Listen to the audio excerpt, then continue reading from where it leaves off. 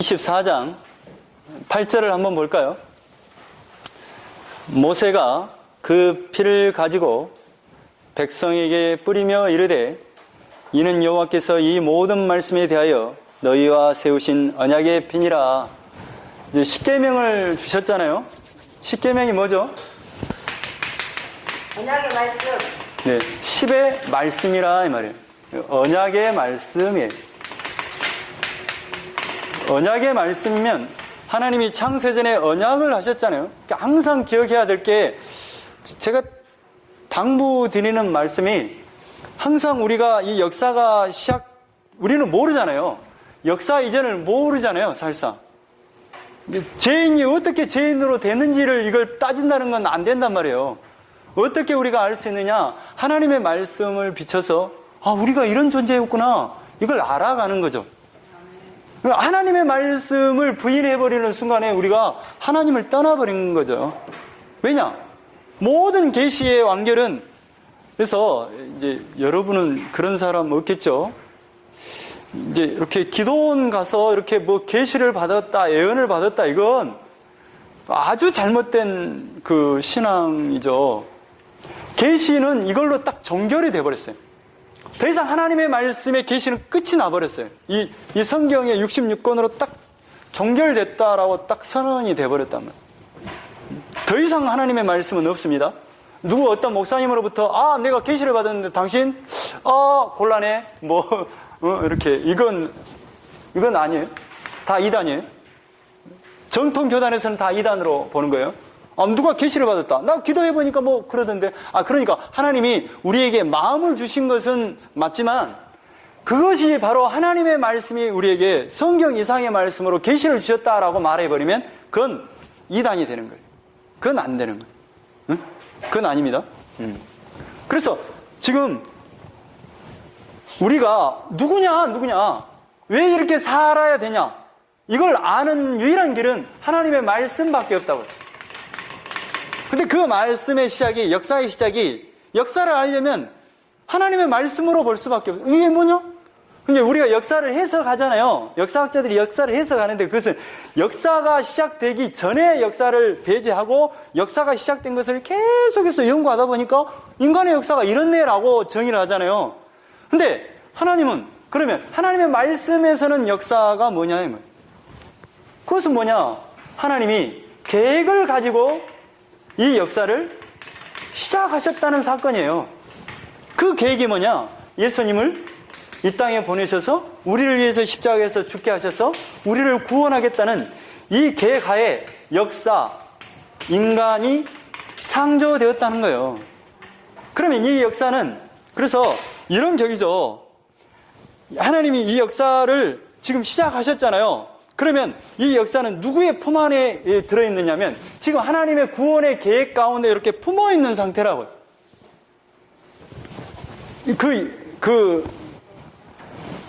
아이가 엄마의 뱃속에서 이렇게 잉태되어 있는 상태, 역사가 그런 상태라고요.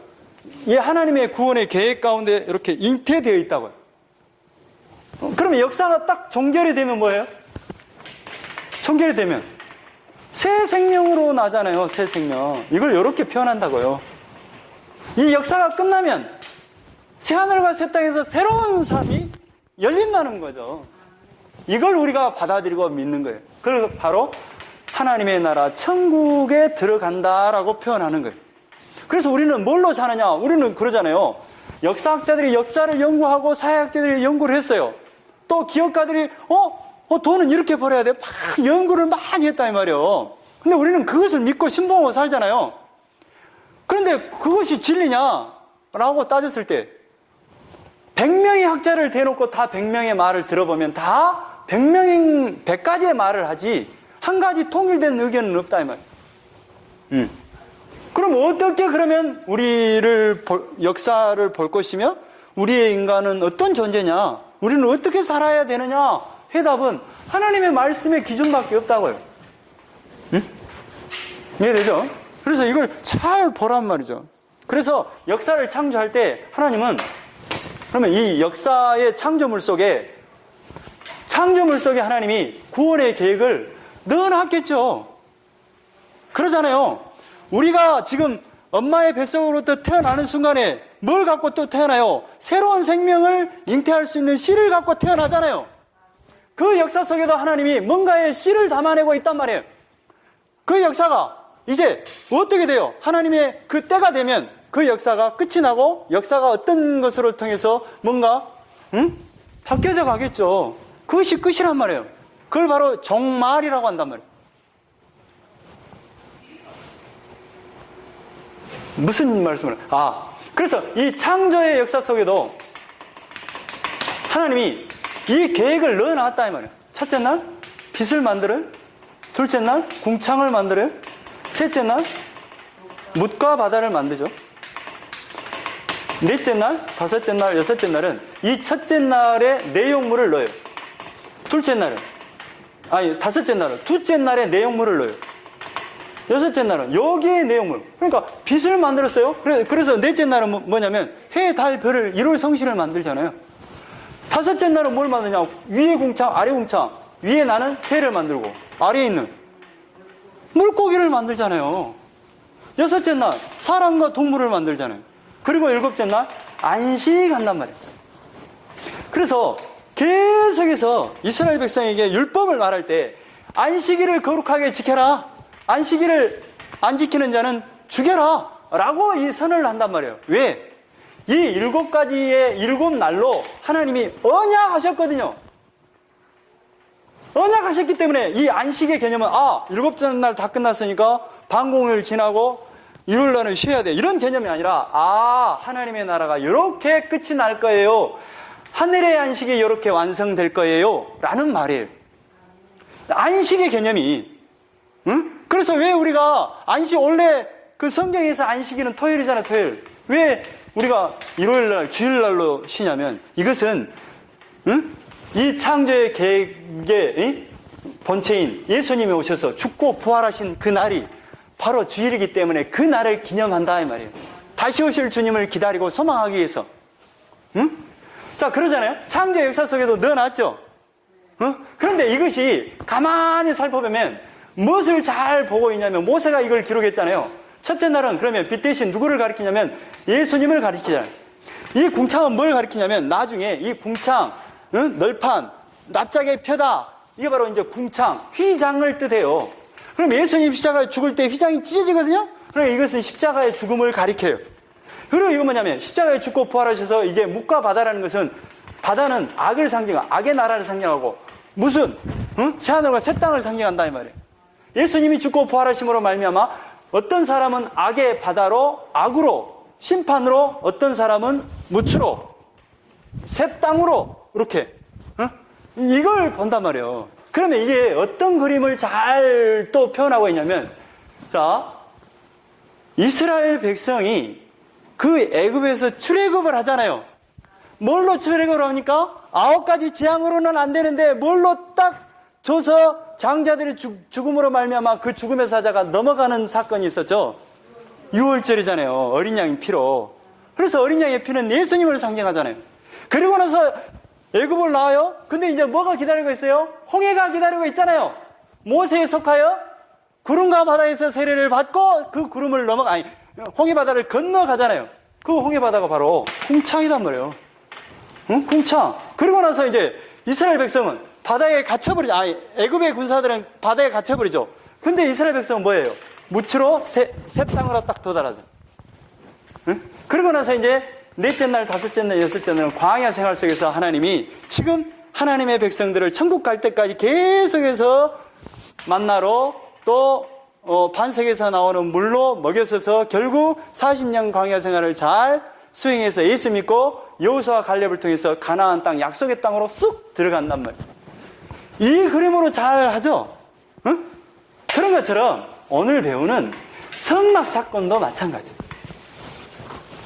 성막도 하나님이 이렇게 말씀을 해줬잖아요. 십계명도 말씀을 주셨잖아요. 말씀으로 이렇게 하나님의 약속을 이룰 거예요 라는 그 약속을 담아내고 있잖아요. 창세기도 약속을 담아내고 있잖아요.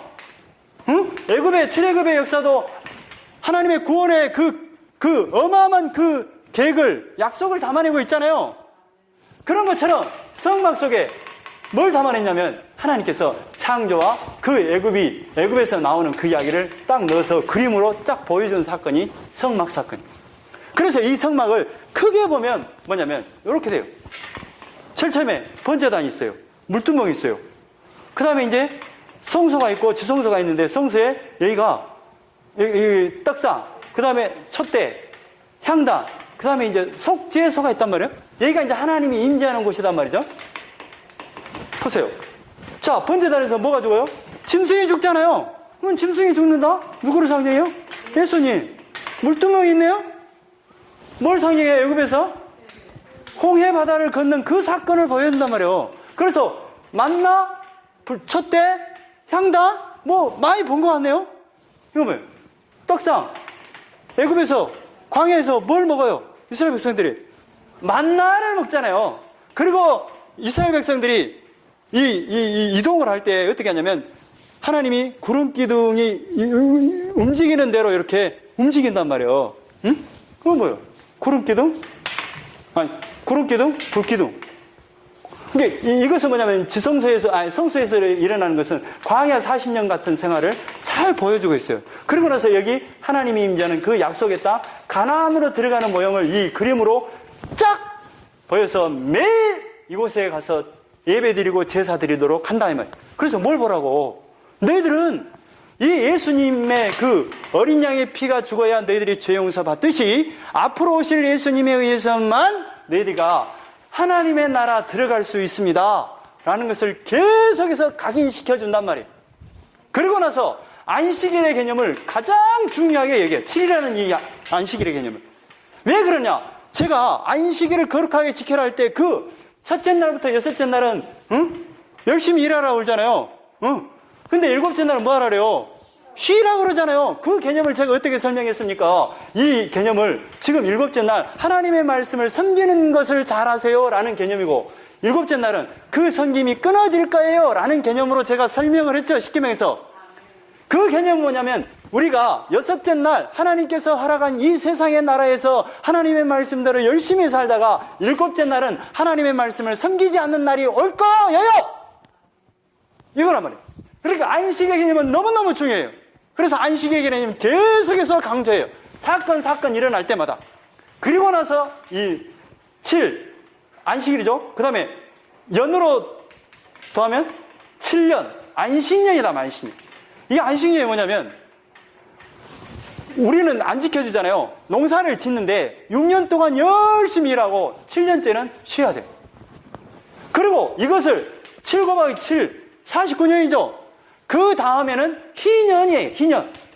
이 희년은 뭐냐면 농사를 지었잖아요. 그리고 돈이 없어서 돈을 빌렸을 거 아니에요. 좋은 사리도 됐을 수도 있겠잖아요. 종으로도 들어갔겠잖아요. 노예가 됐을 수도 있겠잖아요. 또 자기 땅을 팔아버리기도 했겠잖아요. 그런데 50년 희년째는 뭐냐면 모든 것을 다 돌려주는 해예요. 아, 신기하죠? 이 7이라는 숫자가 그렇게, 7이 어디서 나왔어요? 7이라는 그 창조의 역사 속에 7의 날로 약속을 하셨잖아요. 이걸 기억하세요. 그리고 나서 이제 성막을 주잖아요. 응? 성막으로. 그래서 이 성막은 결국 성전이 되고, 이제 성전으로 오실 진짜 성전은 누구세요? 예수님이죠.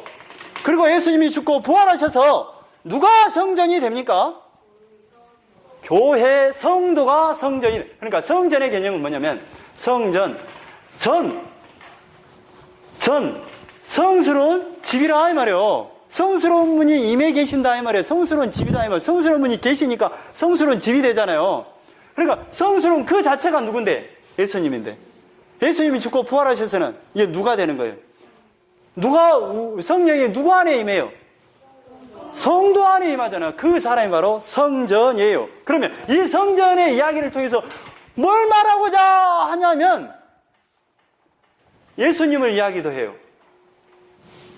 그런데 진짜 중요한 건 뭐냐면 이 성전은 결국 성도를 가리켜요. 이렇게 성도로 만들어낼 거예요 라는 약속을 담아내고 있단 말이에요. 응? 그러니까 이게 복잡하겠어요? 안 복잡하겠어요? 하나님의 구원의 계획은 신비로워요? 아니면 단순해요? 신비롭잖아요. 이것도 아주 지금 율법적으로 그것을 알아듣기 좋게 이걸 하지 않으면 안 되게끔 만들어내요. 응? 그러겠죠? 그러잖아요. 아니, 우리가 창조의 계획을 아무도 모르잖아요. 창세전의 계획을 아무도 모르잖아요. 그런데 하나님은 이모로 저모로 창조의 기사를 통해서 그 애굽에서 출애굽한 그 사건을 통해서 계속해서 뭘 말해요? 창세전의 그 언약을 계속해서 강의시키고 너는 내가 반드시 어린 양이 죽어서 죄 용서 받듯이 앞으로 오실 그 어린 양 대신 예수님을 통해서 너가 구원될 거라는 그 사실을 계속해서 각인시키고 간섭하시고 해서 그 사람을 뭘로 만들어요? 하나님의 백성으로 아브라함으로 이삭으로 야곱으로 만들어내잖아요. 응? 그래서 야곱을 결국 그 속임수 많은 그 야곱을 뭘로 만들어버려요? 환도뼈를 쳐서 이스라엘로 만들어내버리잖아요. 그 아브라함 두 번이나 팔아먹은 그 아브라함을 뭘로 만들어요? 믿음의 조상으로 만들어버리잖아요. 그런다. 한번 보겠습니다. 주보 한번 봐요. 자, 눈으로 봐요. 눈으로. 이거 그냥 세세하게 들어가면 여러분이 복잡해져 버려요. 이거 뭔 말이에요? 성막을 어떻게 만들어 그랬냐? 이렇게 만들어 그랬어요. 그래서 그 길이가 어떻게 되냐? 길이가 100규빗이죠. 이게 100규빗은 팔꿈치 여기서부터 여기까지 길이를 100규빗이에요. 이게 45cm로 계산해요. 근데 이제 계산하기 좋게 50cm로 보면 한 몇 메타 돼요? 100규빗이 몇 메타? 아니, 50m죠. 아니. 2규빗이 50이니까 100규빗이면 5천이잖아요. 5천 거니까 5천. 아니, 저는. 아니, 노지성 뭐예요? 몇이에요? 헷갈려버려 또. 아닌데, 50m가 맞는데? 5,000m니까 5,000cm니까 50 맞아요. 맞죠? 깜짝 놀라보네, 내가. 50m죠? 그리고 이제 세로는 몇이냐면, 이 50규빗이죠? 50cm로 하면 25cm. 그리고 이제 그 안에, 이렇게 해서 이 성막을 만들어요. 그게 이제 눈에 보이는 그게 번제단이 나오죠? 그 다음에 물두멍이 나오죠? 그리고 이제 그 안에 또 박스가 하나 있죠? 이걸 바로 성소와 지성소로 이렇게 나눠진다, 이 말이에요. 그런데 이 길이가 몇이냐면, 이게 폭이 10규빗이에요, 10규빗. 10규빗. 그럼 몇 메타예요? 5m. 그런데 5m인데, 보세요. 자, 지성소와 성소로 나눠진단 말이에요. 얘가 10규빗이죠. 5m죠. 근데 이 지성소는 정사각형으로 되어 있어요. 여기 10규빗. 여기서 여기는 몇이냐면 2배예요, 2배. 20규빗이에요, 20규빗. 그러면 여기 10m죠? 이렇게 되어 있어요. 그런데 이것을 지을 때 어떻게 지었냐면, 여기에 지금 널려있는 기둥이 있잖아요, 기둥. 널판은, 조각목으로 해요, 조각목. 조각목이 뭐냐면, 우리나라의 나무로 보면 가시나무예요. 그런데 가시나무에다가 뭘 하냐면, 여기다가, 가시나무에다가 금을 다 입혀요. 근데 이게 뭐냐면, 보기에는 뭘로 보여요? 금이에요, 금. 금은 뭐예요? 뭘 상징해요? 하나님과 천국을 상징하잖아요. 응? 그리고 이제 이 지성소 안에는 여기가 떡상이 있고, 여기가 일곱 촛대가 있고, 여기가 이제, 분향단이 있단 말이에요. 여기가 이제 속죄소가 있어요. 이렇게. 이렇게 있구나. 근데 커요, 안 커요? 안 크겠죠? 응? 그리고 나서 이제 대제사장만이 이렇게 이제 여기 지성소 안에 1년에 한 번씩 들어가는데, 대제사장 옷이 이렇게 생겼어요. 응? 기억하세요. 이따가 이제 한번 보겠습니다. 자, 그러고 나서 밑에 한번 봐요. 창조, 발화, 성전으로 시작하신 하나님, 그런 의미가 있어요. 파자를 하면 성막을 왜 주셨는가? 예배의 내용, 하나님의 집이라는 개념이죠. 모세에게 그 진리를 담은 천국을 보여주시고 그 모양을 그대로 그리라고 하죠. 그러니까 모세가 왜 이걸 그리라냐면, 하나님께서 지금 하늘에 뭔가를 보여주고 이걸 그대로 번떠서 그대로 줘. 그래갖고 너희들 날마다 예배 드려 라고 말한 거예요. 그러면 뭘 보고 여기를 지은 거예요? 어디서 보고? 하늘나라를 보고 뭔가를 여기 지었죠? 그러면 이건 결국 뭐예요? 하나님의 나라를 상징해요. 응?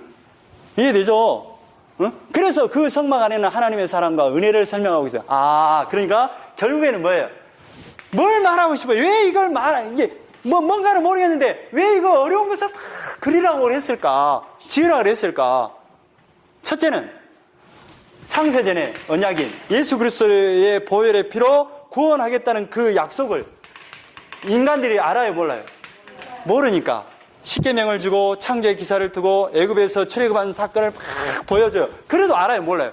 모르니까 이것을 그대로 그림으로 넣어서 약속을 설명하고 있단 말이에요. 응? 그러니까 성경은 제가 십계명을 설명했잖아요. 살인하지 마세요. 이걸 계명으로 보면 뭐예요? 살인하지 마. 근데 살인하지 마가 돼, 안 돼요? 구체적으로 돼, 안 돼요? 안 되잖아요, 근본적으로. 돼요? 근데 우리는 속고 있잖아요. 살인하지 않아야 돼. 나쁜 짓 안 해야 돼. 거짓말 안 해야 돼. 이렇게 막 하잖아요. 그러니까 되는 것처럼 여기죠. 근데 안 되죠. 안 되잖아요. 성질이 우리 사모님 아까 설교 잘하는데 짜증을 내라고 가르쳐줘서 짜증을 내요? 아니잖아요. 짜증 그냥 나니까 짜증을 팍 내는 거야.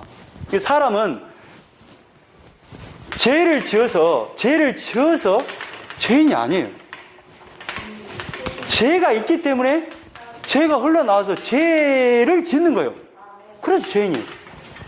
이걸 기억하세요. 그러니까 죄 짓는 사람 보고 나쁜 놈. 나쁜 놈이에요. 그런데 여러분이 지금 자꾸 복음을 듣다 보니까 우리는 다 구원 받으니까 괜찮네. 이래버리면 곤란해요. 근데 하나님은 우리의 일반 사회의 그 법석에 뭘 나눴냐면 거짓말하고 나쁜 짓을 하면 뭐래요? 감옥을 보낼 수도 있고 그 벌을 받게 하잖아요. 그래서 뭘 깨닫게 해요? 죄인 걸 철저하게 깨닫게 해요. 그러면 그것이 그러면 나는 죄인 걸 깨달라고 나 마음대로 죄 지을 거야. 근데 그런 사람이나 어떤 사람이라 할지라도 하나님은 구원해요, 안 해요? 해요. 천국 갈 수 있어요, 없어요? 아니 살인자라 해도 천국 갈 수 있어요, 없어요? 가죠. 근데 이 살인자는 또 이 사회에서 뭘 철저하게 깨닫게 해요? 죄인인 걸 깨닫게 해요. 감옥을 가요. 이걸 기억하세요. 우리가 이게 너무 막 복음 우리는 믿음으로 그럼 믿음으로 가요. 살인을 감옥에 가 있는 최순실도 천국 간다니까요. 그런데 이 사회 일반법으로 철저하게 하나님이 그 율법 안에 넣어서 뭘 깨닫게 해요? 죄를 철저하게. 그러니까 은혜가 뭐냐면 이 세상에 될 수 있으면 조그만 죄를 짓지만 큰 죄를 지지 않고 그냥 이렇게 평범하게 살아가면서 신앙생활을 하는 것이 가장 복된 인생이에요. 살상 죄를 짓고 나는 정말 감옥에서 그 김종찬인가요? 이종찬인가요?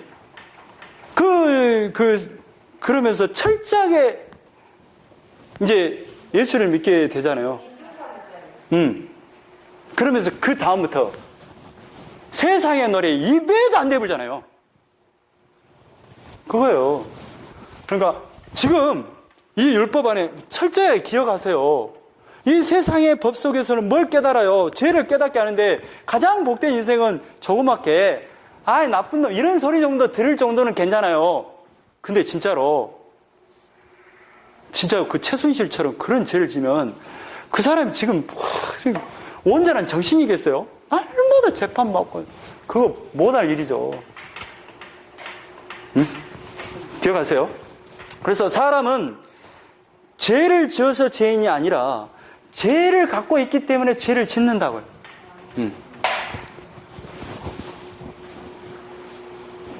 자, 넘어가겠습니다. 자, 성막을 한번 들어가 보겠습니다. 그래서 이 성막은 뭘 설명하기 위해서 지금 하나님께서 지금 보여주시냐면 하나님께서 창세전의 언약인 예수 그리스도를 통해서 우리를 구원하겠다는 하나님의 사랑과 그 은혜를 설명해내고 있는 거죠. 십계명을 통해서 이스라엘 백성이 그 애굽에서 나오는 그 사건을 통해서 보여준단 말이에요.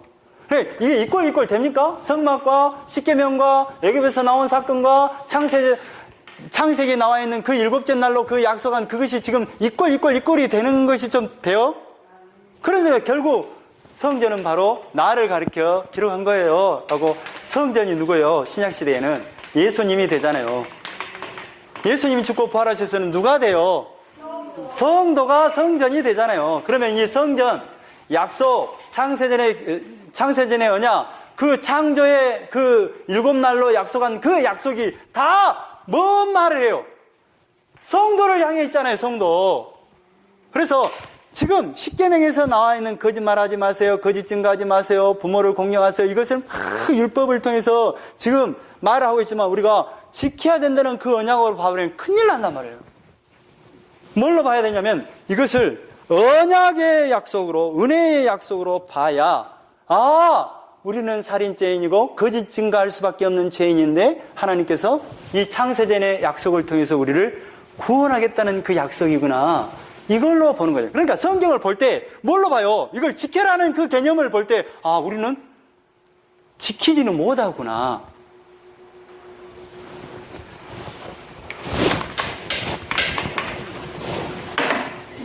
법을 만들 때, 입법을 할 때 문제가 있으니까 입법을 해요? 아니, 아무 문제가 없는데 입법을 해요?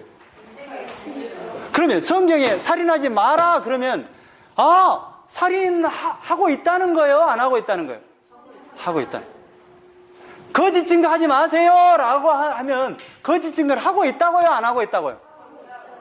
그러면 창세전의 언약은 뭐예요? 예수님 십자가에 우리의 죄 때문에 죽잖아요. 그러면 그것을 은혜의 언약으로 바꿔버리면 살인하지 말라를 뭘로 바꿔버려야 돼요? 우리는 살인자인데 우리는 죄인인데 하나님의 사랑으로 예수님을 통해서 구원하겠다고 이렇게 봐야 된다고요. 그러니까 율법이 나오면 나올수록 뭘 봐야 돼요? 우리가 이런 존재네? 이거잖아요. 그러면 율법으로 봐버리면, 지켜야 될 계명으로 봐버리면 지켜야 되잖아요. 근데 지킬 수가 없구나. 우리가 이거구나. 이렇게 보라고요. 이렇게 봐야 된다고요, 성경을. 왜? 이 성경은 은혜의 언약 가운데 쓰여진 책이니까, 예수님 이야기니까. 자, 12절, 24장 12절. 여호와께서 모세에게 이르시되 너는 산에 올라 내게로 와서, 이제 십계명을 이야기합니다. 그리고 나서 이제 올라오라 합니다. 이스라, 내가 그들을 가르치도록 내가 율법과 계명을 친히 기록한 돌판을 내게 주리라. 십계명을 아까쯤에 백성이 듣는 앞에서 십계명을 줬어요. 언약의 말씀을 줬단 말이에요. 그리고 나서 모세를 불러요. 왜? 그 10의 말씀을, 언약의 말씀을 뭐 하려고? 돌판에 내가 적어줘 보려니까 올라와! 이 말을 하는 거예요. 그래서 이제 14절에 장로들에게 이르되 너희는 여기서 우리가 너희에게로 올라오기까지 기다리라. 아론과 훌이 너희와 함께 하리니 무릇 있는 일이 있는 자는 그들에게로 나아가자. 그러니까 내가 없더라도 아론과 훌이 있으니까 뭔 일이 있으면 아론을 찾아가고 훌을 찾아가서 상담해, 이 말을 하는 거예요. 그래서 모세가 산에 오르매 구름이 산을 가리며 여호와의 영광이 신의 산 위에 머무르고 구름이 엿새 동안 산을 가리더니 7째 날에 여호와께서 구름 가운데서 모세를 부르시니라. 뭐 하려고 모세를 불러요? 아까 지금 뭐라 그랬어요? 뭘 주려고? 십계명을 뭘로? 돌판에 새겨주려고. 그래서 18절에 모세는 구름 속으로 들어가서 산 위에 올랐으며 모세가 40일 40야를 산에 있으니라. 그러니까 며칠 동안 있었어요? 산에? 하나님과 며칠 동안 지금 말하고 있어요? 40일 동안 있단 말이에요. 40일 동안 있는데 하나님께서 지금 성막을 어떻게 만들 것인가, 그 이야기도 막 해요. 그리고 나서 이제 한번 봐요. 넘어가요. 저쪽 31장 18절까지. 31장 18절. 여호와께서 시내산 위에서 모세에게 이르시기를 마치신 때에, 그러니까 말을 마쳤어요. 뭔가를 말했어. 성막을 이렇게 지으라고 지금 막 복잡한 이야기를 25장부터 31장에 막 말을 해요. 그리고 나서 이제 마치신 때에 증거판 둘을 모세에게 주니 이는 돌판이요 하나님이 친히 쓰신 것이니라. 뭘 줬어요? 모세에게 뭔가를 말을 하고, 성막을 어떻게 지을 것인가 막 말을 하고, 그 다음에 뭘 줬어요? 돌판을 몇 개 줬어요? 2개 줬죠. 2개. 2개라는 그 의미는 뭐예요? 증인을 쓰잖아요. 증인. 하나님의 언약의 증거의 숫자로 돌판 2개를 줬다 이 말이에요. 그런데 어떤 사건이 일어나냐면 32장 1절에 백성이 모세가 산에서, 그런데 모세가 산에 며칠 동안 있었어요? 40일 동안 있었어요. 그런데 갑자기 아론하고 훌에게 부탁하고 갔잖아요. 무슨 일이 있으면 아론이나 훌을 불러갖고 나 없는 사이에 좀 처리해라 라고 말을 했는데, 지금 뭐예요? 백성이 모세가 산에서 오미 더딤을 보고 모여 백성이 아론에게 이르러 말하되 우리를 위하여 우리를 인도할 신을 만들라. 근데 백성들이 뭐라 그래요? 아론에게 모세가 안 내려오니까 우리를 인도할 신을 만들자.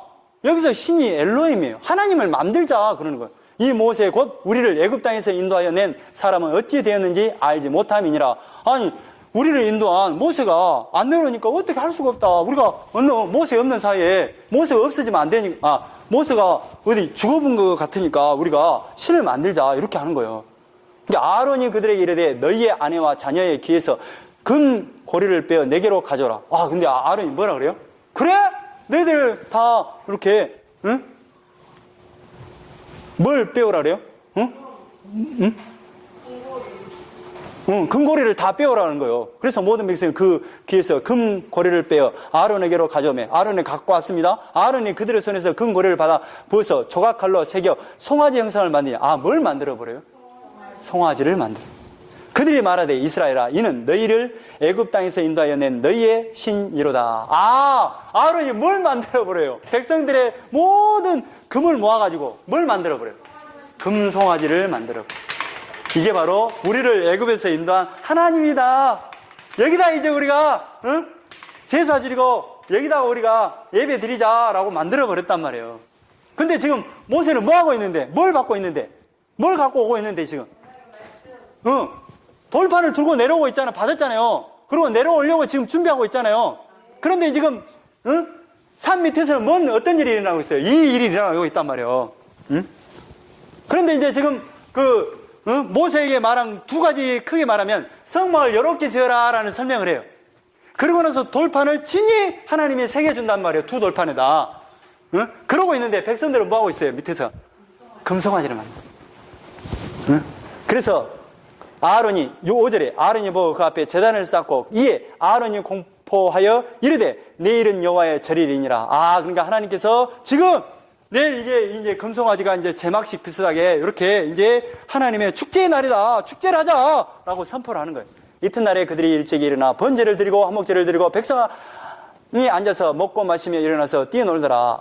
그러니까 이게 먹고 마신다는 의미는 뭐예요? 언약을 맺었으면 이제 확증하는 사건이 먹고 마시는 사건이라고 그랬잖아요. 여호와께서 모세에게 이르시되 너는 내려가라. 내가 애굽 땅에서 인도하여 낸 내 백성이 부패하였도다. 그런데 하나님은 알고 있어요? 모르고 있어요? 알고 있어요. 그래서 얼른 내려가라. 이 백성이 다 부패해버렸다. 지금 우상 숭배하고 있다 이 말이에요. 8절에 그들이 내가 그들에게 명령한 길을 속히 떠나 자기를 위하여 송아지를 부어 만들고 그것을 예배하며 그것에게 제물을 드리며 말하기를 이스라엘아 이는 너희를 애굽 땅에서 인도하여 낸 너희 신이라 하였도다. 그러니까 하나님께서 지금 모세에게 지금 아론이 금송아지를 백성과 함께 금송아지를 만들고 이 금송아지가 바로 애굽에서 인도한 우리 하나님이다라고 지금 하고 있다라고 말하는 거예요. 9절에 여호와께서 또 모세에게 이르시되 내가 이 백성을 보니 목이 뻣뻣한 백성이로다. 그런즉 내가 하는 대로 두라. 내가 그들에게 진노하여 그들을 진멸하고 너를 큰 나라가 되게 하리라. 근데 뭐래? 하나님 뭐예요? 지금 금송아지를 만든 이 사람들을 다 내려버리고 너를 통해서 큰 나라를 이루게 해줄게 라고 말한다. 모세가 그의 하나님 여호와께 구하여 이르되 여호와여 어찌하여 그 큰 권능과 강한 손으로 애굽 땅에서 인도하여 내신 주의 백성에게 진노하시나이까.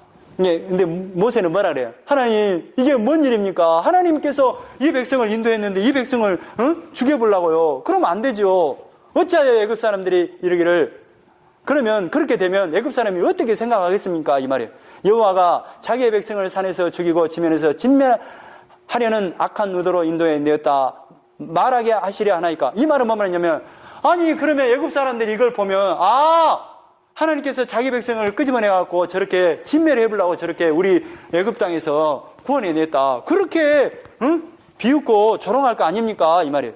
13절에 주의 종 아브라함과 이삭과 이스라엘을 기억하소서. 하나님 아브라함과 이삭과 야곱을 이스라엘을 기억하소서. 그 말은 뭐 말이에요? 아브라함과 이삭과 야곱에게 약속한 그 복음대로 은혜를 베풀어 주세요 이 말이에요. 약속을 이뤄주세요 이 말이에요. 주께서 그들을 위하여 주를 가리켜 명사에 이르시기를 내가 너희의 자손을 하늘의 별처럼 많게 하고 내가 허락한 이 온 땅을 너희의 자손에게 줘 영원한 기업이 되게 하리라 하셨나이다. 하나님께서 약속의 땅에서 약속의 땅을 주고 거기서 저 많은 자손을 주고 거기서 영원한 기업을 얻게 한다고 안 했습니까? 그 약속을 이뤄주셔야죠 이 말이에요. 여호와께서 뜻을 돌이키사 말씀하신 화를 그 백성에 내리지 아니하시니라. 근데 뭐예요? 모세가 간청을 하니까 그래 알았다 그 계획대로 하마라고 이제 돌이켰다 하면 모세가 돌이킨 산에서 내려오는데 두 증거판이 그 손에 있고 그 판의 양면 이쪽 저쪽에 글자가 있으니 그 판은 하나님이 만드신 것이 아까쯤에 주신 그 돌판에 쓰신 글자입니다. 17절 여호수아가 백성들의 요란하는 소리를 듣고 모세에게 말하되 진중에서 싸우는 소리가 나나이다. 근데 여호수아가 먼저 딱 들었어요. 근데 지금 산 밑에서 뭐가 일어나요? 금송아지를 만들고 막 축제가 막 일어나는 거예요. 이게 바로 애굽에서 인도한 우리의 하나님이다 라고 이제 축제를 하고 있단 말이에요. 먹고 마시고 그러니까 모세가 이르되 이는 승전가도 아니요 피하여 부르짖는 소리도 아니라 내가 듣기에는 노래하는 소리로다. 아 근데 모세가 듣기에는 뭔 소리로 들려요? 노래하는 소리로 들었단 말이에요. 진에 가까이 이르러 그 송아지와 그 춤추는 것들을 보고 크게 놓아여 손에서 그 판들을 산날에 던져 깨뜨리니라. 아 뭐래?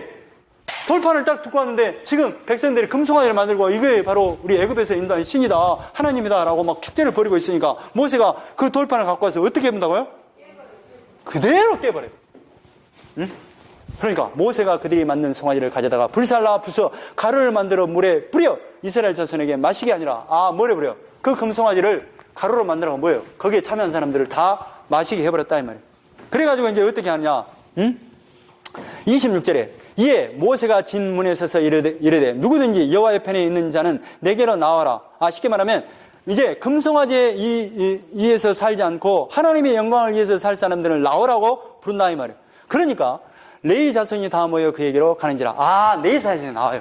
그러니까 모세가 무슨 명령을 내냐? 모세가 그들에게 이르되 이스라엘의 하나님 여호와께서 이렇게 말씀하시기를 너희는 각각 허리에 칼을 차고 진 이 문에서 저 문까지 왕래하며 각 사람이 그 형제를 각 사람이 자기의 친구를 각 사람이 자기의 이웃을 죽이라 하였느니라. 여기에 참여한 사람은 다 레위 지파를 통해서 다 죽이라고 한 거예요.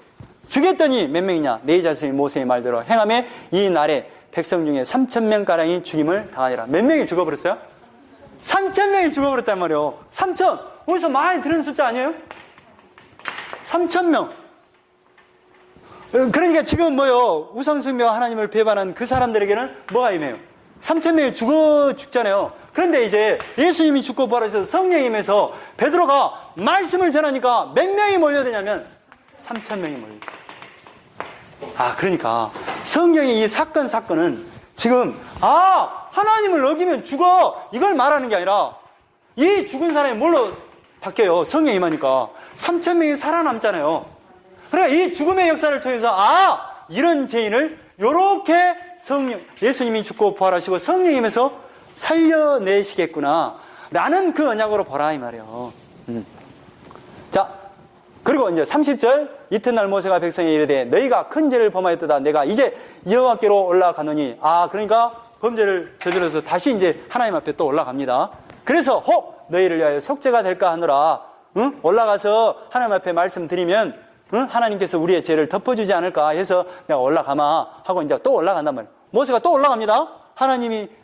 하나님을 만났던 또 산으로 올라가요. 시내산으로. 모세가 여호와께로 다시 나아가 여쭤오되 슬프도소이다 이 백성이 자기들을 위하여 금신을 만들어 싸우니 큰 죄를 범하였나이다. 하나님 정말로 슬픕니다. 하나님께서 인도한 이 백성이 정말로 너무 큰 죄를 범했습니다. 그러나 이제 그들의 죄를 사하시옵소서. 그렇지 아니하시면 오나건대 주께서 기록하신 책에서 내 이름을 지워버려 주옵소서.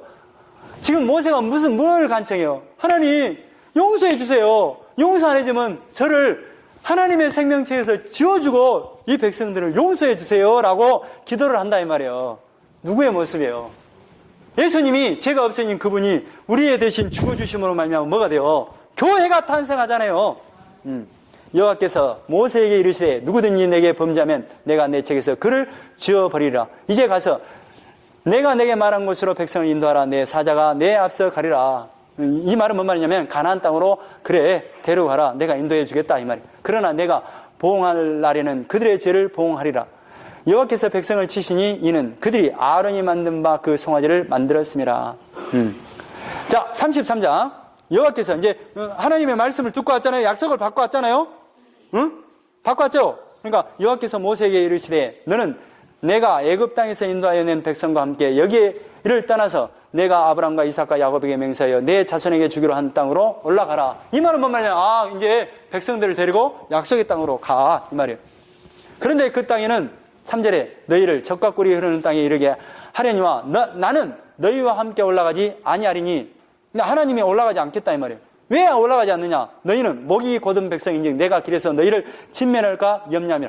이 표현을 어떻게 봐야 되냐면 하나님이 동행 안 한다 이 표현이 아니라 이제 그냥 약속대로 너희들을 약속의 땅으로 들여보내주겠다. 진멸하지 않겠다 이 말로 이제 보시는 게 제일 좋습니다. 백성이 이 존엄한 말씀을 듣고 슬퍼하여 한 사람도 자기의 몸을 단장하지 아니하니. 이 말은 뭐냐면 하나님의 그 은혜를 듣고 나서 하나님께서 이제 용서해 주겠다는 그 약속을 듣고 나서 여호와께서 모세에게 이르시기를 이스라엘 자손에게 이르라. 너희는 목이 곧은 백성인즉 내가 한순간이라도 너희 가운데 이르면 너희를 진멸하니 너희는 장식물을 떼어내라. 그리하면 내가 너희에게 어떻게 할 것인지 정하겠노라. 뭐냐면 장식물을 다 버리라.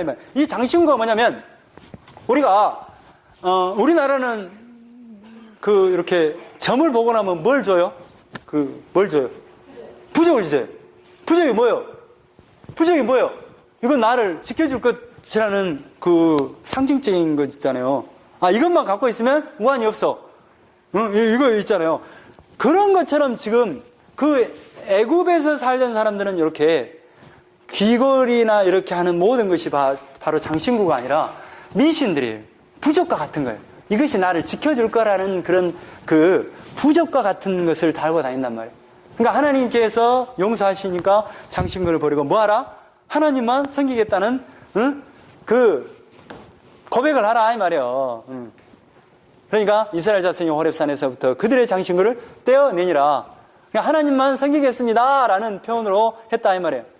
그래서 이제 7절에 모세가 항상 장막을 차여 진 밖에 서서 진과 멀리 떠나게 하고 해막이라 이름하니 여호와를 앙마하는 자는 다 진 밖에 해막으로 나아가며 9절에 모세가 해막에 들어갈 때 구름 기둥이 내려 해막문에 서며 여호와께로 모세가 말했어요. 그러니까 이제 이 해막은 뭐냐면 지금 성전이 아니 성막이 아니라 지금 진 밖에 있는 어떤 모세만 갈 수 있는 그 해막을 지으라 한 거예요. 그래서 이제 거기에 구름 기둥이 임하고 이렇게 이제 인도하는 어떤 모습을 보여줍니다. 그래서 모든 백성이 해막문에 구름 기둥이 서 있는 것을 보고 다 일어나 각기 장막문에 서서 예배하며 사람이 자기의 친구와 이야기함 같이 여호와께서는 모세와 대면하여 말씀하시되 모세는 진으로 돌아오나 눈의 아들 젊은 수중자 여호수아는 해막으로 떠나지 아니하니라. 자, 12절에 모세가 여호와께 아뢰되 보시옵소서 주께서 내게 이 백성을 인도하여 올라가게 하시면서 나와 함께 보낼 자를 내게 지시하지 아니하시나이다. 주께서 전에 말씀하시기를 나는 이름으로도 너를 알고 너는 내 앞에 은총을 입었다 하였어. 그러니까 하나님께서 은혜를 베풀어 준다 그랬는데 그렇게 하나님이 동의 안 하면 어떻게 되냐 이 말이에요. 13절에 내가 참으로 주의 목전을 은총을 입었사온데 오나건대 주의 길을 내게 보이사 내게 주를 알리시고 나로 주의 목전에 은총을 입게 하시며 이 족속을 주의 백성으로 여기소서. 하나님께서 은혜를 베풀어 주셔서 이제 이 족속을 하나님 백성으로 좀 여겨주세요. 이렇게 한다 이 말이에요. 여호와께서 이르시되 내가 친히 가리라 내가 너를 쉬게 하리라 함께 해주겠다 이 말이에요. 그러면서 이제 17절에 여호와께서 모세에게 이르시되 내가 말하는 이 일도 내가 하리니 너는 내 목전에 은총을 입었고 내 이름으로는 너를 알미라. 모세가 이르되 오나건대 주의 영광을 내게 보이소서. 하나님 정말로 하나님 뭔가 징표를 보여주세요 이 말이에요. 그러니까 이제 22절에 내 영광이 지나갈 때 내가 너를 반석 틈에 두고 내가 지나도록 내 손으로 너를 덮었다가 손을 거두리니 내가 내 등을 볼 것이요 얼굴은 보지 못하라. 이 말은 뭔 말이냐면 하나님께서 일하시는 것을, 그러니까 하나님의 등을 본다는 것은 하나님께서 일하시는 것을 너가 목격하게 될 것이다. 그러면서 이제 34장 중요한 이제 핵심 장인 등장합니다. 여호와께서 모세에게 이르시되 너는 돌판 둘을 처음과 같이 다듬어 만들라. 내가 깨트린 처음판에 있던 말을 내가 그 판에 쓰리냐. 그러니까 이제 하나님께서 징표를 보여주는데 다시 올라와라. 내가 아까쯤에 써준 그 전에 써준 돌판 두 개다 그 내가 친히 써준 그 10의 말씀을 언약의 말씀을 기록할 테니 올라와라 한 거예요. 그래서 올라갔겠죠. 그래서 이제 하나님이 말씀하십니다. 5절에 여호와께서 구름 가운데서 강림하사 그와 함께 거기 서서 여호와의 이름을 선포하실세. 하나님 여호와를 부르니까 여호와께서 그의 앞에 지나시며 선포하시되 여호와라 여호와라 자비롭고 은혜롭고 노하기를 더디하며 인자와 진실이 많은 하나님이라. 인자를 천대까지 베풀며 악과 과실과 죄를 용서하리라. 그러나 벌을 면제하지는 아니하시고 아버지의 악행을 자손 3, 4대까지 보응하리라. 그러니까 하나님께서 죄는 용서하지 않고 하나님께서 인을 베풀어서 천대까지 베풀겠다 이 말이에요.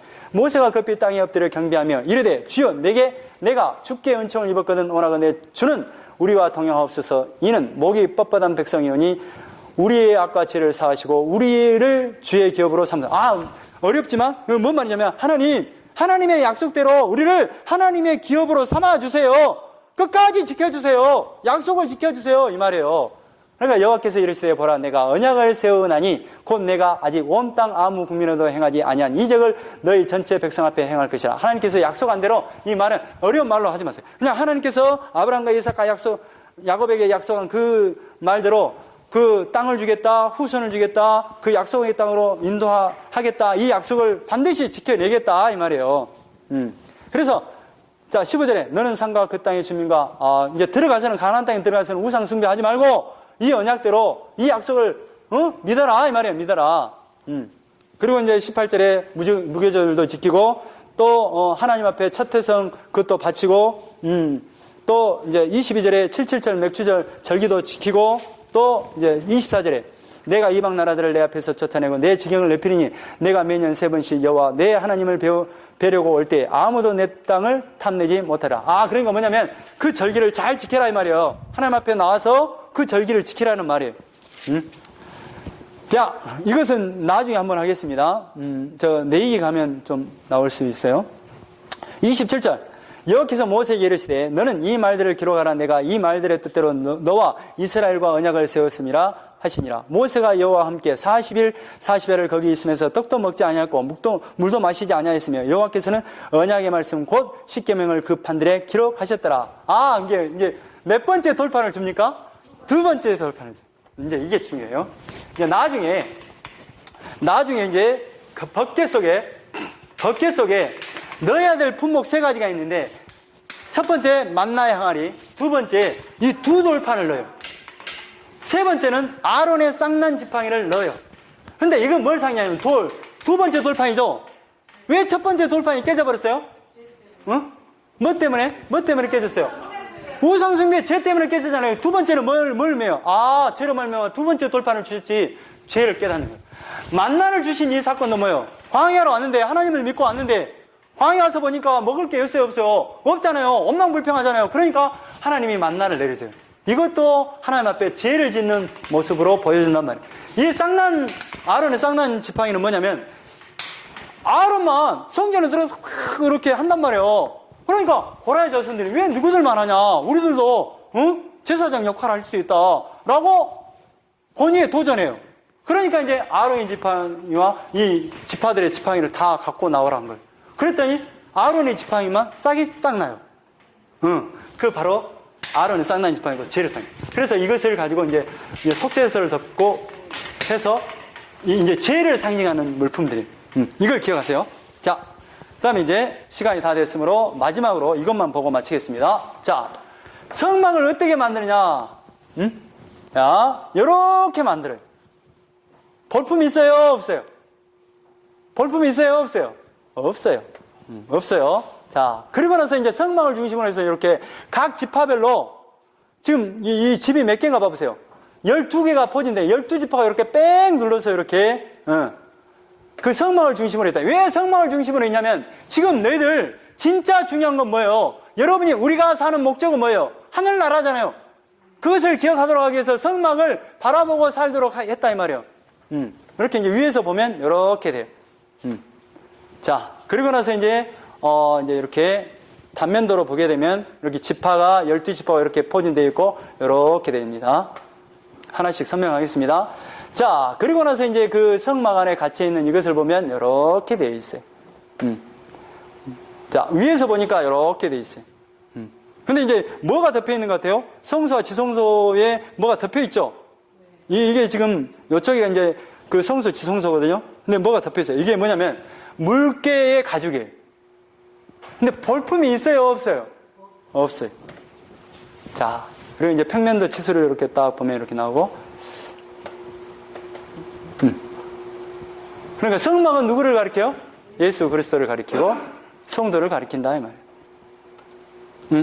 다시. 자, 성막을 테두리, 뜰의 어떤 그 테두리를 딱 보면 녹기둥이 몇 개로 되어 있냐면, 이게 지금 어떻게 되어 있냐면, 지금 아까쯤에 길이가 몇이라 했어요? 50m 정도 되죠? 그리고 세로의 길이는 25m 정도 됐죠? 근데 이 녹기둥을 이렇게 세운단 말이에요. 근데 이 녹기둥이 몇 개냐면 60개로 형성되어 있어요. 그런데 이 녹기둥은 안에가 그 조각목으로 되어 있고, 겉에는 놋으로 쌓여요. 놋은 결국 무엇을 상징하냐면, 고난을 상징해요. 응? 놋은 고난을 상징한다니까요, 놋은. 그 안에 있는 나무는, 기둥 안에 있는 나무가 있겠죠? 나무는 조각목으로 한단 말이에요, 조각목. 조각목은 누구를 상징해요? 벌품은 우리를 상징한단 말이에요. 우리를 지금 놋으로 감싸요. 이 놋은 결국 어떤 예수님을 상징하냐면, 고난받으실 그 예수님을 상징하는 표현이에요. 그것을 이렇게 지켜내고 있는 모습이에요. 그리고 나서 이제 그 위에 있는 이렇게, 이것을 뭐라고 하냐면, 가름대라는 것인데, 위에 있는 이거 있죠? 이거 위에 이렇게 모자 씌워진 거, 가름대라는, 이건 은으로 해요, 은. 그리고 나서 이제 기둥 사이에 세마포를 이렇게 딱 입힌단 말이에요. 자, 이런 식으로 되어 있습니다. 은으로 되어 있죠? 그리고 세마포로 이렇게 되어 있죠? 또 말뚝을 이렇게 받게끔 되어 있죠? 이렇게. 이걸 이제 말로 설명을 하니까 쉬워요, 어려워요. 이게 뭐냐면, 이제, 들어가는, 휘장입니다. 휘장. 성막문에 들어가는. 자, 이렇게 제사를 드려요. 번제단이 나와요? 한번 이제 설명해 보겠습니다. 번제단, 이렇게 지금 짐승을 잡아서 거기서 태웁니다. 네, 번제단의 모습은 이렇게 생겼어요. 근데 번제단은 뭐냐면, 지금 이 안에, 이건 놋으로 만들거든요? 그 남은 그 안에는 조각목이고, 길이가 이렇게 되어 있다는 거 기억하세요? 2.5m. 그러면 송아지 한 마리 올릴 수 있을까요? 없을까요? 올릴 수 있어요. 2.5m니까. 2.5m면 상당히 큽니다. 자, 이렇게. 그리고 뿔이 있어요, 뿔이. 그런데 이제 사람들이 죄를 짓거나 그래서 번제단에 뿔을 잡으면 절대 이 안에서 죽이지를 못하게 되어 있어요. 자, 순서를 한번 보겠습니다. 번제단으로 들어가는데 먼저 죄를 진 사람이 이렇게 짐승을 데려갑니다. 데려가요. 그러면서 이제 거기서 안수기도를 해요. 하나님, 제가 이런 죄를 지었습니다. 이 죄를 짐승에게 전가시킵니다. 딱 짐승의 동맥을 끊고 피를 받아서 피를 뿌리고 조각을 떠서 요 안에 짐승을 이제 올리는 거예요. 그러면 이제 그것이 다 타버리잖아요. 그럼 여기서 이제 나팔을 딱 불면 죄가 용서되었어요 라고 하면 이제 이 사람이 밖으로 나가는 거예요. 이렇게. 그런데 이제 번제단에서 역할, 부삽, 갈고리, 재통, 하로, 노대야, 이게 필요하겠죠? 이런 게 필요하다 이 말이에요. 자, 그 다음에 이제 뭐가 있습니까? 번제단 다음에 물두멍 있죠? 제사장들이 들어갈 때 손과 발을 반드시 씻게끔 돼 있어요. 물두멍. 근데 물두멍은 이제 광야에서는 뭘 상징합니까? 홍해바다가 갈라지는 세례를 상징해요. 세례는 결국 누구를 상징해요? 예수님이 죽으시는 그 세례. 자, 근데 보세요. 번제단 있죠? 물두멍 있죠? 이 성소에는 번제단까지는 백성이 들어갑니다. 물두멍까지도 이제 백성이 지나갈 수 있어요. 근데 이제 성소를 지나갈 때는 아무나 못 들어가요. 누가 들어가냐면 제사장만 들어가요. 대제사장은 여기 지성소는 대제사장만 들어간단 말이에요. 그런데 예수님이 보세요. 대제사장만 들어가죠? 네, 보세요. 예수님 물과 피를 쏟으셨죠? 십자가에서 죽이면 물과 피를 쏟으셨죠? 여기서 번제단에 피를 흘리시죠? 여기서 그래서 물과 피를 쏟으심으로 말미암아 여기의 장막이 다 헐어지고 이제 대제사장이 들어갈 수 있는 그 길을 하나님의 그 지성소, 하나님이 임재하는 그곳으로 들어갈 수 있다는 개념. 자, 그리고 나서 이제 아까쯤에 그 성소와 지성소, 거기에 있는 성막을 어떻게 꾸미느냐 하면 이렇게 생겼어요. 앞에 몇 개의 기둥이 있습니까? 5개. 그런데 이제 천이 이렇게 돼 있어요. 성막을 구성하고 있을 때 성막이 이렇게 돼 있거든요. 지성소, 성소가 돼 있잖아요. 이 위에 몇 겹을 덮냐면 4겹을 덮어요. 처음에 이것은 천으로 돼요. 그 다음에 염소의 털로 해요. 두 번째는. 세 번째는 양의 가죽으로 해요. 네 번째, 마지막 그 겉에 보이는 것은 물소의 가죽으로 덮어요. 그러면 마지막에 덮여있는 이 물소의 가죽은 누구를 상징하겠어요? 성소, 주성소, 하나님의 나라를 보호하고 하나님의 성전을 보호하는 것은 예수님. 그 예수님 어떤 모습으로 와요? 볼품없는 모습으로 오시잖아요. 응? 자, 처음에 이렇게, 이걸 가리킵니다. 천으로 이렇게 해요. 응. 그런데 색깔이 청색, 자색, 홍색, 배색. 이 색깔을 띄어요. 청색은 뭘 뜻하냐면 하늘을 상징해요. 자색은 왕을 상징해요. 홍색은 피를 상징해요. 배색은 거룩을 상징해요. 다 이런 의미. 그 다음에 이제 염소털이. 염소는 뭐예요? 하나님 앞에 번제를 드릴 때 염소를 드리잖아요. 그 다음에 이제 양의 껍질을 드는, 양의 가죽을 덮은단 말이에요. 세 번째. 그러면 양은 뭐예요? 어린 양 대신 예수님을 가리키죠. 응? 물개 가죽으로 이제 마지막을 딱 덮은단 말이에요. 자, 그리고 이제 그 내부가 이렇게 돼 있어요. 그 내부를 딱 보면 널판으로 돼 있어요. 여기가 지금 널판으로 돼 있는데, 지금 여기가 있죠, 여기가. 널판이, 여기가 지금 여기서 여기까지가 1.5규빗이, 높이가 쉽게 5m예요, 5m. 이게 몇 개냐면, 지금 여기서 여기까지가 20개, 여기서 여기까지가 20개, 여기서 여기까지가 8개. 그럼 몇 개예요? 48개. 이 받침은 2개씩 돼요. 하나에 2개씩 돼 있어요. 근데 이게 어떻게 돼 있냐면, 무슨 색깔로 돼 있어요, 이게? 뭔 색깔로 보여요? 금색깔이잖아, 금색깔. 아, 금색깔이에요. 아까 번제단은 뭘로 쌌어요? 아니죠. 번제단은 놋으로 쌌죠. 응? 놋으로 쌌고. 이건 뭘로 쌌을 것 같아요? 이 가시나무에다가 금으로 다 입혀요, 여기는. 다 금이에요, 금. 그럼 금은 결국 누구를 상징해요? 천국과 하나님을 상징해요. 다 금으로, 이게 조각목에다가 금으로 이렇게 싼단 말이에요. 자, 위에서 보니까 이렇게 됩니다. 그러면 이 길이가 아까 지금 얼마나 그랬죠? 주보를 한번 봐보세요. 이 길이가 몇이라 그랬어요? 기둥이 5개 있는 데는 몇 메타예요? 5m죠? 응. 그리고 가로는 몇 메타예요? 가로. 5m, 15m죠. 그럼 몇 규빗이에요? 30규빗. 그러면, 여기가 지성소란 말이에요. 여기는 성소예요. 그러면 여기서 여기까지가 몇이라 그랬어요? 10규빗이라 그랬죠? 여기서 여기까지가 10규빗이에요. 5m. 여기는 몇 배라 그랬어요? 2배라 그랬죠? 5m 하니까 10m. 20규빗이죠? 기둥이 몇 개요? 여기는 들어가는 5개, 여기는 4개.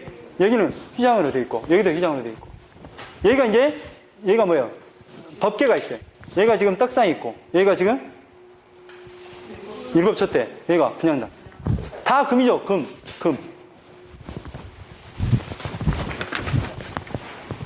한 번만이라도 보면 좋겠습니다. 아, 그냥 이렇게 되는갑다. 어렵게 생각하지 마세요. 옆으로 보니까 이렇게, 그만. 이제 이걸 고정을 하려면 뭘로 고정을 하죠? 지금 옆에 있는 이렇게, 이게 돼 있잖아요, 이게. 응? 금고리를 만들어서 이렇게 딱 고정을 해요. 응? 이제 널판 받침대, 이렇게. 널판 받침대는 널판 하나에 2개씩 받침을 댄다, 이 말이에요. 그러니까 금과 은은 예수 그리스도를 상징해요. 이렇게 견고하게 묶어서 이렇게 하고. 그리고 이제 7촛대가 나옵니다. 자, 촛대가 몇 개예요? 응? 몇 개? 7개잖아요. 이렇게 만들어요. 이렇게 하나 대를 만들고, 이렇게. 그래서 하나, 둘, 셋, 넷, 다섯, 여섯, 7개죠. 여기서 살구꽃, 꽃과 살구꽃 잔으로 만들어요. 이렇게. 근데 꽃 문양이 몇 개씩 있어요, 여기가? 3개 더 있어요. 하나, 둘, 셋, 하나, 둘, 셋, 하나, 둘, 셋, 하나, 둘, 셋, 하나, 둘, 셋. 몇 개예요? 하나, 둘, 셋, 넷. 4개죠? 이게 살구꽃이에요. 살구꽃은 결국 아론의 쌍난 지팡이처럼 이건 부활을 상징해요. 7촛대는 뭘 상징하냐면 계시록에서는 7교회. 근데 교회가 뭘로 돼 있어요? 금으로 돼 있어요. 근데 이 금이 완전히 이것이 이렇게 땜빵을 하는 게 아니라 한 달란트를 갖고 이렇게 이렇게 하면서 이렇게 만들어요. 하나로. 근데 이게 한 달란트가 금이 몇 킬로그램이냐면 34kg예요. 근데 이것이 여기다 이제 그 기름을 붓거든요. 그럼 기름을 부으면 다 이렇게 차요. 여기다 이제 불을 붙이는 거예요. 그러면 일곱 촛대가 교회를 상징하면 지금 금이 누구를 상징해요? 하나님을 상징하잖아요. 하나님을 통해서 일곱 교회가 이렇게 세워지는 모습. 감람유를 붓습니다. 그러니까 감람유를 여기를 보면 다 차요. 구멍이 다 뚫어졌어요. 이렇게. 자, 그러고 나서 이제 우측에 뭐가 있어요? 떡상이 있잖아요. 떡상이 이렇게 만들어요. 다 금으로 되어 있죠. 조각목을 가지고 금을 입혀가지고 이렇게 하는데 지금 떡이 몇 개 있냐면 2개가 있죠. 몇 개씩 있냐면 6개. 누구를 상징했어요? 12지파를 상징해요. 교회를 상징해요. 그러니까 지금 금 테두리 상위에 뭐가 있어요? 떡이 몇 개? 백성들이 있단 말이에요. 예수 그리스도 위에 누가 세워져요? 생명의 떡으로 뭐가 세워져요? 이 떡은 생명의 떡을 상징하는데 예수 그리스도의 생명을 통해서 이스라엘 백성이 살아날 것을 보여주는 장면이다. 이렇게 생겼어요. 자, 그 다음에 이제 분향단은 이렇게 생겼어요. 뭘로 생겼어요? 금이죠, 금. 여기서 이제 향단을 핍니다. 이렇게 향을 태워. 그리고 이제 그 다음에 속죄소가 등장합니다. 속죄소가 이렇게 생겼어요. 그런데 유일하게 여기서 다 아까 기둥은 뭘 입혔어요? 못이나 금으로 입혔잖아요. 조각목에다. 그런데 유일하게 금으로 된 것이 2가지가 있어요. 이거 촛대 금으로 다 만들어요. 근데 여기서도 금으로 된 유일한 것이 있는데 이걸 잘 봐야 돼요. 여기서 이렇게 법궤가 있죠. 그 위에 속죄소가 있죠. 그룹이 있죠. 이것을 가리켜서 이걸 궤라고 그래요. 법궤. 여기를 법궤라고 하고 이 위에 뚜껑을 뭐라고 하냐면 속죄소라고 그래요. 이게 이제 그룹이 같이 붙어 있어요. 근데 이건 뭐냐면 이건 정금으로 금으로만 되어 있어요. 그래서 어떻게 하느냐? 여기가 이제 만나 항아리, 아론의 쌍난 지팡이, 2돌판이 이렇게 들어있거든요. 이 죄를 덮어버리는 모양. 그래서 지금 대제사장이 들어가서 피를 뿌릴 때 여기다 피를 뿌리는 거예요. 속죄소. 피를 뿌려서 우리의 죄를 덮는 모양이에요. 그리고 하나님이 여기에 임재하시는 거죠. 자, 이렇게 됐어요. 이렇게. 그래서 지금 대제사장만 들어갈 수 있거든요. 여기서 이제 하나님의 말씀을 듣는단 말이에요. 듣고 만약에 이 대제사장이나 이스라엘 백성이 범죄하거나 하나님의 징계를 받아야 될 때는 이 대제사장이 밖으로 나오지를 못해요. 죽어요. 근데 이 대제사장에 뭘 달아놓냐면 보세요. 자, 대제사장만 입는 에봇이에요. 에봇을 입어요. 근데 그 제일 아래 성류와 금방울이 달려있죠. 들어갈 때 소리가 나요. 나올 때도 소리가 나요. 근데 만약에 소리가 안 난다 그러면 대제사장이 죽으셨고, 그 죽음이. 보세요. 이 대제사장이 그 관이 있죠. 좌측부터 봐요. 관에가 뭐라고 써냐면 여호와께 성결이라고 써져요. 관에 금태를 띄죠. 금패를 딱 드립니다. 그 다음에 이제 대제사장이 보면 여기가 이제 금방울 있고 여기가 겉옷이죠. 여기가 이제 에봇이고 여기가 띠를 띠고 여기가 이제 속옷이죠. 여기가 속옷. 이건 속옷, 이건 겉옷. 이건 또 달라요. 이걸 에봇이라고 그래요. 그리고 이제 이 에봇 속에 여기 견대라고 그러거든요. 여기가 견대예요. 이 견대에다 뭘 하냐면 이스라엘 백성이 6집밭이 여기다 이름을 써요. 그리고 나서 여기다가 이걸 뭐라고 그래요? 흉패를 달아요. 흉패를 다는데 보석을 3개씩 해서 4줄을 해서 몇 개를 답니까? 12개를 달아요. 이게 이스라엘 백성을 상징한다 이 말이에요. 보석으로. 응? 자, 이렇게.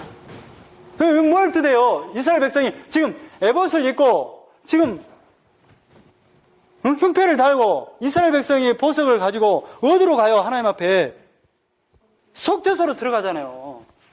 그래서 이제 금고리를 이렇게 해서 딱 고정을 해서 이렇게 제사를 드린다. 그러니까 이게 다 완성이 되니까 하나님의 말씀대로 다 되니까 이 성전에 하나님의 영광이 크게 임하는 모습으로 출애굽기가 딱 끝납니다. 자, 여기까지 하겠습니다.